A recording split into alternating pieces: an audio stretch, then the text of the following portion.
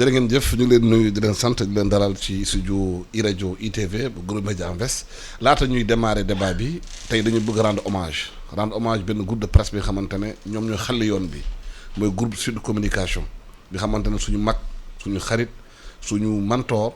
te téye suñu loxo tette ñu si métier bi muy Babacar Touré ñoom Ablaye Ndiaga Sylla ñoom Abdou Latif Coulibaly ñoom Chérif El Wadi Sey ñoom ñoo ko xàll ubbi ko génération yu bëri formé wu foofu ñun ñii nekk fii di wax ak yéen jaar nañu Sud FM ak formation nekk foofu dafay stage ñu ngi rendre hommage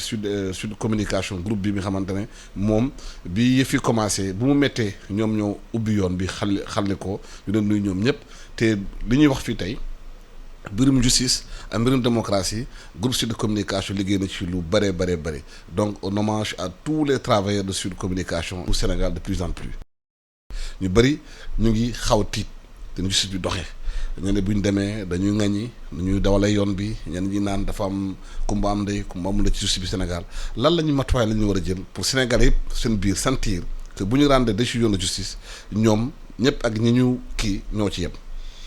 maa ngi lay gërëm Alassane di profiter tamit ci occasion bi pour fàttali ne que c'était un certain 1er juillet ci at yi ñu passé que lañ créé woon le groupe Sud Communication. ñu nekk vraiment ay précurseurs nekk comme ni nga ko waxee ñu xàlli yoon bi presse nekk lu am solo ci doxinu démocratie ci dëkk. xam nga dëkk moom buy dox bu nit lu nit ñi gën a am information luñ gën a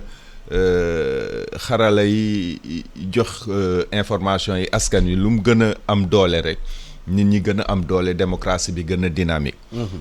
di kontaan trop ci sa question bi. justice dafa nekk li ñuy wax le 3e pouvoir dans un pays. dëkk dafa am pouvoir exécutif am pouvoir législatif am pouvoir judiciaire. ñetti pouvoir yooyu dafa war a équilibré bi gars yi di tëgg démocratie dañ ne que dafa war a am ñiy def war a am ñi lal naka lañ war a defee war a am ñi nga xam ne bu fekkee ne niñ defee méngoowul ak nañ ko lalee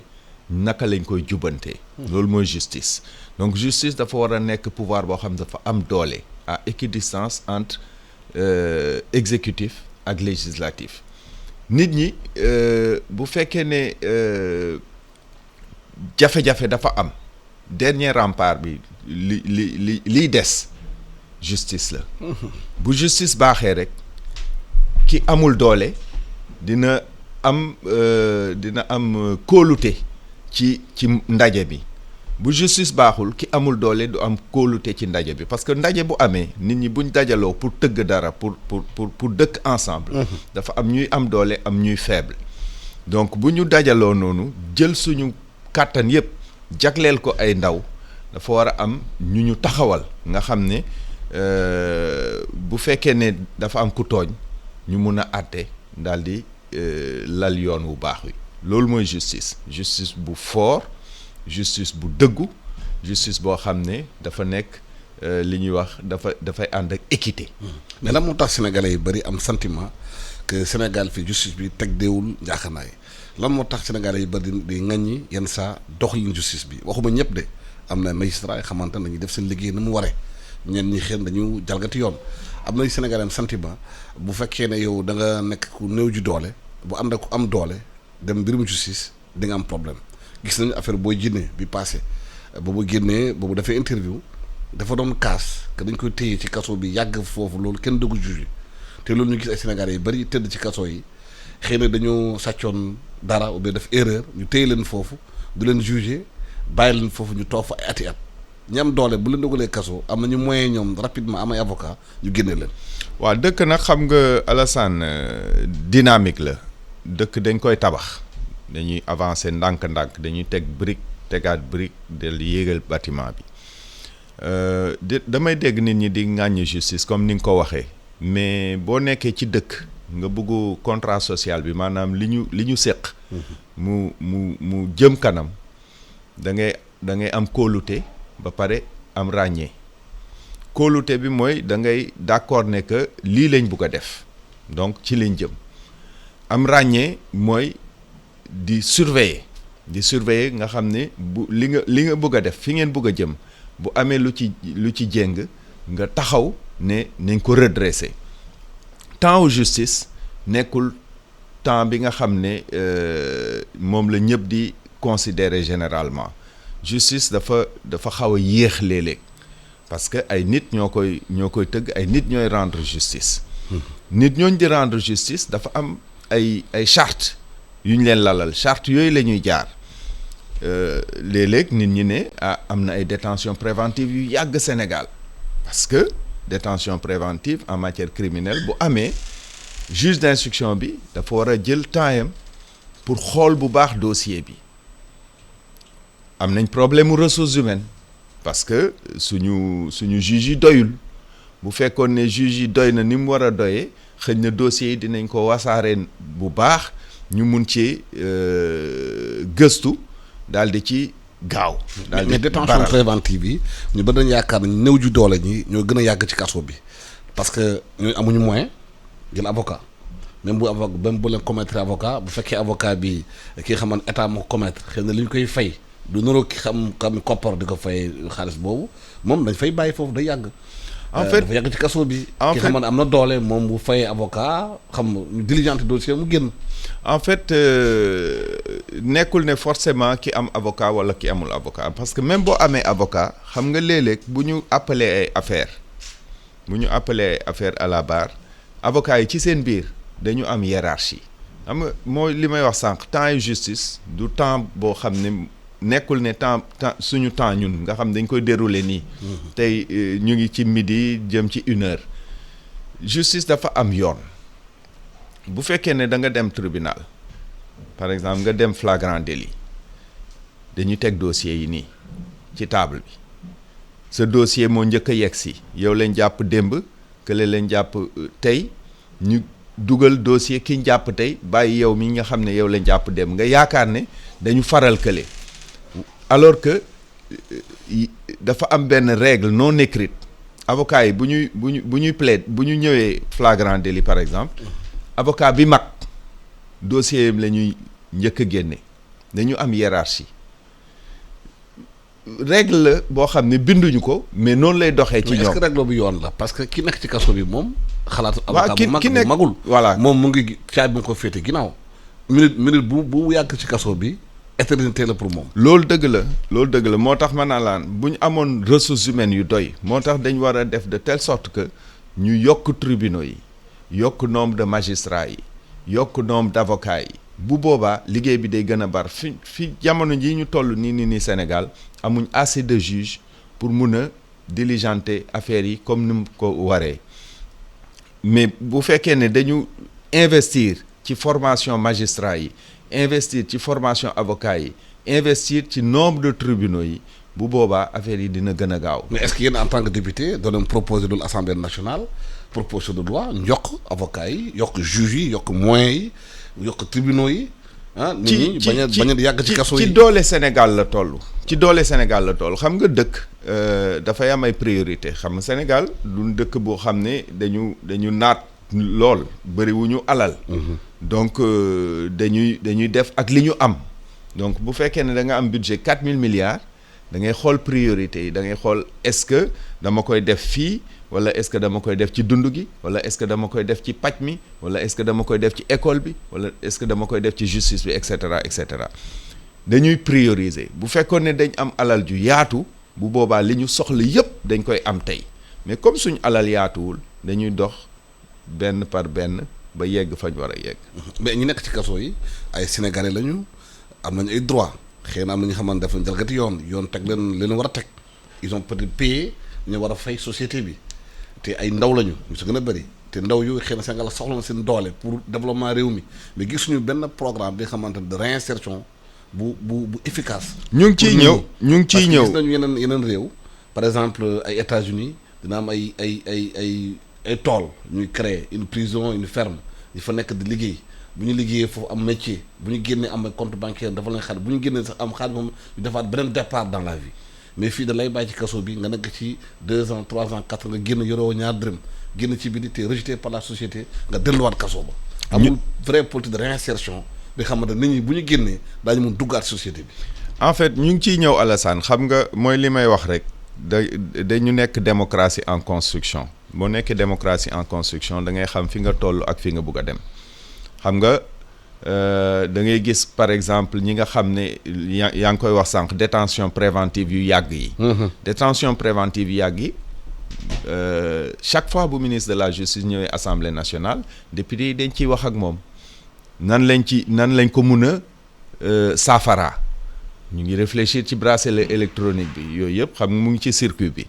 ñu ngi réfléchir ci travaux d'utilité publique ñu bañ a dem forcément kaso donc damay poser question bi léeg-léeg dama naan nit ñi ban kaso moo njëkk ci Sénégal kaso bi njëkk ci Sénégal rëbës la rëbës la ah kaso au sens terme au sens moderne du terme waaw rëbës la xam nga rëbës du suñ cosaan barki dee moo njaay lañ ko tabax donc amoon nañ yeneen mécanisme pour nit bu jalgatee yoon ñu mun ko delloosi yooyu yëpp dañ ci war a réfléchir culturellement ñun naka la ñu doon gérer ay problèmes de crime de délit d'infraction parce que loolu amoon na avant donc ñu ngi ko doon régler avant yooyu dañ ci war a réfléchir dellu siwaat ci bu nit ñi di wax États-Unis par exemple ne nit ñi dañ leen di offrir réinsertion mais il faut faire attention il faut faire très attention parce que la réinsertion aux États-Unis est très très contraignante quelquefois parce que da ngay gis li ñuy wax ni ñu koy waxatee nit ki bu ñu ko élargir par exemple ñu jox la réduction de peine chaque jour da ngay dem nga signer ji ci benn nit wane ne yaa ngi fii dinañ la utal liggéey mais liggéey bi généralement du liggéey bi nga xam ne moom nga bëgg forcément donc yooyu yëpp dafa contraignant mais li ci important mooy que ne au moins ñu ngi xalaat que nit ki dafa jalgati woon yoon waaye nekkul forcément nit ku bon donc war nañ ko delloosiwaat ci société bi offrir ko une seconde chance yooyu yëpp dañ ciy xalaat mais comme je dis xam nga demoon nañ fi benn Ziguinchor benn mission ñu dem visiter prison Ziguinchor bi ñu fa nekkoon tëdd foofu interpellé ñu ne dañuy dégg réew mi ñuy naan ay Prodac ay DAC ak yooyu ñoom ñu ngi ci kaso bi li tax nguur gi xalaatul dafa lam benn tool xamante ne ci tool bi dañ ciy béy dañ ciy en même temps jàng ay métier menuiserie mécanique ak yooyu defal leen benn genre compte bancaire lu ñu jaay ci tool bi bu ñu ko jaayee ñoo am lu ñu dugal seeni compte bu ñu génnee am lu ñu amaatee beneen départ dans la vie. d'accord parce que programme yi ñuy wax yëpp dañuy fàtte ñi nga nekk ci kaso yi souvent parce que ñu wax ñu ngi wax emploi de jeunes mais ñu nekk ci kaso bi ay am na ay jeunes yu bëri yu fa nekk xëy na dañoo def benn erreur bu ndaw ñu dugg ci mais bu ñu génnee bëgg nañu duggaat société bi. d'accord naa ak yow je suis entièrement d'accord ci loolu lu may prôner la généralement. mais ce qu'il faut comprendre c'est que ne nit bu fekkee ne dañu def benn décision de justice contre lui décision de justice bi ay textes ñoo ko encadré donc pour ñu yegg foofu def ay travaux d'utilité publique au lieu ñu tëj nit ki ñu yóbbu ko muy liggéey yooyu yëpp dañ ko war a bind ci ay chartes donc mooy li may wax rek démocratie en construction lañ démocratie en construction boo koy def da ngay xalaat ci sa texte législatif yi. mais assemblée bu de proposition de loi maanaam ñu évoluer les textes. ci xam nga proposition de loi assemblée ci jamono yi ñu toll Sénégal dafa compliqué. donc nit ñi dañuy wax toujours député yi duñ def proposition de loi mais député bu defee proposition de loi boo xam dafay impacter budget Sénégal à la hausse ou à la baisse député bi la ñuy wax mu xalaat naka lay indee xaalis boobu bu fekkee ne député bi daf ne par exemple. léegi prisonnier boo xam ne peine bi 6 mois la au lieu ñu ko yóbbu kaso muy encombré foofu wala délit bi mu def grawul torop nañ ko yóbbu ci benn tool dañ naan député bi tool boobu naka lañ koy tëggee donc loolu mooy indi frein ci proposition de loi mais yooyu yëpp c'est des réflexions yoo xam ne dañ ko war a mener ensemble dans la société pour xool naka la ñuy teggee jafe-jafe yi mais xalaat yu rafet la et normalement ci loolu lañ war a dem parce que kaso du finalité kaso vraiment moo war a nekk li mujj xam nga maillon faible justice mooy justiciable bi ki nga xam ne dafa jàkkaarloog juge bi ñu war ko àtte kooku moo gën a néew doole parce que dañ lay non seulement dañ la jatang mais mayatuñ la foo dinañ wax le droit à la défense mais vraiment le droit à la défense boo xam ne dañ la mettre dans une situation boo xam yow nekkatoo moomatuloo sa bopp mënuloo def lépp ci sa coobare bopp donc ñooñ dañ leen war a vraiment jagleel lu leen mun a teggi jafe-jafe yi donc peine alternative yooyu ñuy wax yooyu yëpp dafay yegsi mais dafa am yoon donc dañ ko war a tëgg ndànk-ndànk xool naka lañ fay yegsee ak yan moyen lañ fay yegsee parce que tamit bu juge bi prononcé benn peine boobu dañ ko war a toujours encadrer. président annoncé woon na fi conseil des ministres dina am assise de la justice ba ministère bi wax ci gars yi xalaat dañu toogaat xool justice bi nu muy doxee ndaxte perception bi population bi souvent justice bi dama xaw doy waar boobu ba léegi ñuy xaar waxtaan ci xam loolu parce que bu ñu demee benn assise de la justice xëy na dafa am lu ñu war a jubanti ci nu muy doxee. xam nga loo gis dafa am réalité bi ak opinion bi ci nit ñi am lu ñu munti lu juge yi mun a jub bu nit ñi amee une perception négative de la justice rek opinion boobu mooy des ci bopp nit ñi. naka lañ ko mën a changer. donc ci comportement opinion bi yu façon de gérer les voilà, dossiers. opinion boobu war nañ ko mun a faire évoluer en faisant quoi d'abord mooy li ma wax sànq il faut que ñu recruter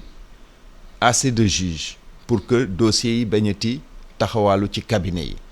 parce que bu fekkee ne dafa am plusieurs types de jugement parce que Sénégal toujours dañuy xool juste partie pénale bi mais am na yeneen dossier de justice yoo xam ne léeg-léeg mooy gën a yéex fuuf ci côté civil bi da ngay dem tribunal par exemple war a ut casier judiciaire wala def jugement d'hérédité xam nga yooyu yëpp ay kii la ay jugement la ni ñuy juger nit ki def jéeya devant le tribunal mu taxaw ñu juger ko tëj ko kaso wala libérer ko noonu lañ defee jugement pour ne yow yaay hérité lii wala yaay hérité lale dañuy gis ay léeg-léeg ay jugement d'hérédité yu durer 5 ans parce que dossier yi dafay jallu ci cabinet juge yi ñu moderniser maanaam justice bi digitalisation bu ñuy wax boo soxlaa casier judiciaire nga juddoo par exemple Dakar fekk yaa ngi Tamba. mais loolu la ñu war a def loolu nga mën a dugg ci benn ordinateur Tamba tapé nga loolu la ñu war a def loolu la ñu war a def li wóor ba wóor mooy que Sénégal toll na foo xam ni mënuñu def économie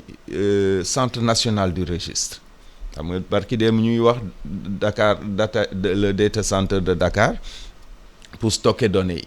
mais le registre national Sénégal mënul def économie bi registre national mooy lan mooy centraliser l'ensemble des données des Sénégalais ci benn bërëb nga xam ne yow boo soxlaa da ngay bës benn bouton sa këyit génn comme ni ma ko waxee sànq dëkk buñ koy tabax dafay am ay priorité xëy na que loolu nekkagul seen priorité mais man personnellement dama ciy ñaax toujours gouvernement bi saa yu gars yi ñëwee assemblée nationale dama leen naan il faut que ñu dem de façon hardie vers la modernisation de notre administration parce que ñun li yéexal liggéey bi ci administration bi léeg-léeg ay këyit yu ñu lay laaj la yoo xam ne administration moo koy délivrer te ni mu la koy délivrer gaawul gaaw boobu donc da ngay gis par exemple xale yi barki de maa ngi dégg ay xale yoo xam ne dañu war a def concours wala examen soxla casier judiciaire avec le Covid extrait de naissance avec le Covid liggéey bi yéex affaire yi jàllu foofu duñ mun a jot seen casier judiciaire duñ mun a jot seen extrait de naissance duñ mun a def seen examen loolu baaxul ci dëkk bu inscrire dans la modernité alors que le centre national des registres dafay tax nga boo juddoo ñu enregistrer la bu ñu la enregistrer nga am benn numéro d'identification unique moo lay topp ba keroog ba ngay dee numéro boobu këyit boo munti am ci administration bi daf ciy nekk sa extrait de naissance sa certificat de mariage sa permis de conduire et cetera daf lay topp ba keroog ba ngay génn àddina ñu xam ni kii Alassane Samba Diop mi numéro bi saa yu ñu ko dugalee ci ordinateur bi mu génne lépp lu bokk ci moom mais nag loolu liggéey la liggéey bu am maanaa la mais lan moo tax sénégalais yi am sentiment bi nga xamante ne dafa am justice à plusieurs vitesses ci réew mi c'est-à-dire yow boo amee ndombol tànk nekk kilifa ci réew mi boo amee problème ak justice nan lay traité ak nu ñuy traité doomu baadoola bi doomu béykat bi bokkut. loolu du sentiment réalité la. waaw lu tax réalité la ci fépp nag réalité la ci fépp Sénégal boo présenté woo joxe titre ni ñu lay traité ak ni ñu traité baadoolo bi ki nga xam ne amul du sax baadoolo ki nga xam ne amul titre du doon jamais benn loolu moom lu ñu war a dindi ci dëkk bi la parce que du yoon parce que ni ñu koy waxee citoyens yi ñoom ñëpp ñoo yem devant l'administration yow boo présenté woo ni li dëkk bi bokk ñun ñëpp a ci def suñ putu meng. exemple bi mu lay jox mooy affaire dossier viol bi nee nañu doomu Cheikh Yérim Seck def na dara yóbbu nañ ko ci kaso am beneen kilifa bu nekk ci réew mi nekk député monsieur Ousmane Sonko ñu accusé ko même chose yi mais mu ngi taxawaalu ñu mbedd yi. waaw loolu li gën a jaaxal nit ñi la parce que boo defee loolu ça devient très compliqué ci dëkk. loolu mooy indi défiance mooy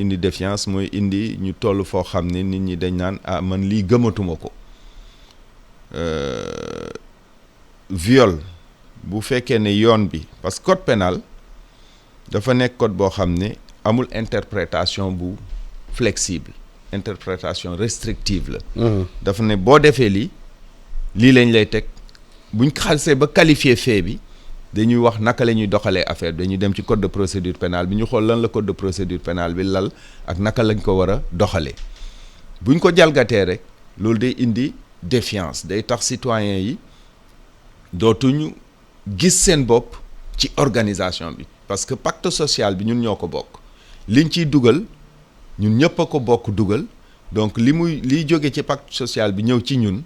mu nekk en bien ou en mal dafa war a yem. donc loolu lu ñu war a dénoncer la nit bu defee lii ñu jàpp ko keneen def lii ñu bàyyi ko day indi justement li ñuy wax défiance mais loolu généralement du nekk affaire yi justice interférence politique moo koy indi interférence politique mooy indi xaajale ak seen. mais est-ce que interférence politique boobu moom moo indi sax ñu njiitu réew mi fii promettre Sénégalais dina mettre en place un parquet financier. pour gérer les dossiers financiers parce que gis nañu fii ay sénégalais yu bëri dañuy jël kees bi jalgati ko dem kaso ba tëdd foofu xaar ba seen peine jeex jël seen xaar dem noosi. waaw mais loolu sàcc ginaar fii. loolu ñu ngi ciy ñëw ba nga nëpp. parquet financier bi ñu ngi ciy ñëw parce que xam nga Sénégal pendant longtemps xamuñ woon naka la ñuy gérer les confiscations xam nga fi mu nekk nii par exemple yow boo gisee nag yi taxawaalu ci mbedd mi dañ la naan mënuñ leen a ramasser parce que amuñ fourrière bu ñu leen yóbbu mais yooyu yëpp moom laa lay wax boo nekkee dëkk bu nekk en construction peut-être yéex na mais comme ñun ñëpp on en est conscient man je suis persuadé je suis optimiste wóor na ma ne dinañ fa yegg naka lañ fay yeggee est-ce que dina gaaw wala dina yéex ça dépend ci option yi politique actuelle yi di def. bu fekkee ne exécutif bi de façon hardie dafa bëgg a yegg foofu mun na fa yegg gannaaw ëllëg. mais dafa ëllëg Sénégalais nu ñu jalgatee argent public bi ñu xamante ne ñoom lañ dënk kees yi. ci réew mi ou bien nekk ci position de pouvoir da jël xaalis ci réew mi di ko luubal yow boo sàccee ginaar ñóbbu la ci kaso bi nga tëdd fa fukki at ki luubal dugg taf yëngal génn ci biir taxawal mais loolu dafa am. waaw loolu dëgg la c'est un constat bu ñëpp di def. waaw mais constat du mooy créer sentiment d'injustice. moom laay wax c'est-à-dire bu fekkee ne sénégalais yi dañuy xool même situation yi kii def lii ñu tëj ko kii def la même chose ñu bàyyi ko mu dem loolu mooy indi défiance maanaam ñàkk kóolute. ñàkk kóolute boobu comme ni ma ko waxee ci njëlbeen ga rek construction lañ nekk c'est-à-dire bu fekkee ne ñun ñëpp dañ d'accord ci ne lii baaxul.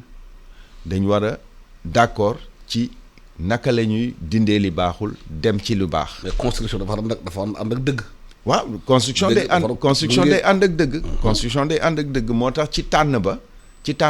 dañ war a xool loolu yëpp xam nga actuellement sénégalais yi bu ñuy tànn homme politique yi généralement dañuy tànn nit alors que nit amul importance. jëf ji moo am importance ak. fan lañ bëgg a dem ensemble nit ki peut-être mooy def proposition bi mais est-ce que nit kooku nite na voilà est-ce que nite na pour proposition boobu mu def ñu mun cee yegg moo tax bu ñuy tànn waruñ xool nit ki dañ war a xool li ci gannaaw nit ki jëfu nit ki ak fan la ñu bëgg a yóbbu ak naka la ñu fay yóbboo donc yooyu mot bi may utiliser construction dafa am solo tabax dafa am solo benn nit du tabax équipe mooy tabax dafa war a am dañ ko war a xalaat tabax bi balaa ñu ko teg premier brique bi buñ ko xalaatul boo tegee premier brique bi après mun nga yegg ca kaw nga am jafe-jafe donc loolu mooy suñ problème actuellement donc il faut que ñu xool de façon franche sincère et juste naka la ñuy defee de telle sorte que fi ñu jëm ca ci anam yi gën a rafet. Théodore man tey maa lay gërëm di la sant heure bi ñu joxoon jeex na maa lay gërëm di la sant doon waxtaan ak yow député assemblée nationale ci mbirum justice sentiment bi sénégalais yam perception bi naan réew mi dafa am kumba am ndey kumba amul ndey boo amee jafe-jafe ak justice bu fekkee baadoola nga ñu ne ràpp ci kaso bi bu fekkee da nga am ndombol tànk nag ñu xool nu ñu layam-layamee pour nga bañ a dugg ci ak yëf yi loolu nag Sénégal dañu bëgg nag justice bi nekk justice bu juste sénégalais bu nekk boo amee jafe-jafe ñu mun ko atte ci yoon leen gërëm di leen sant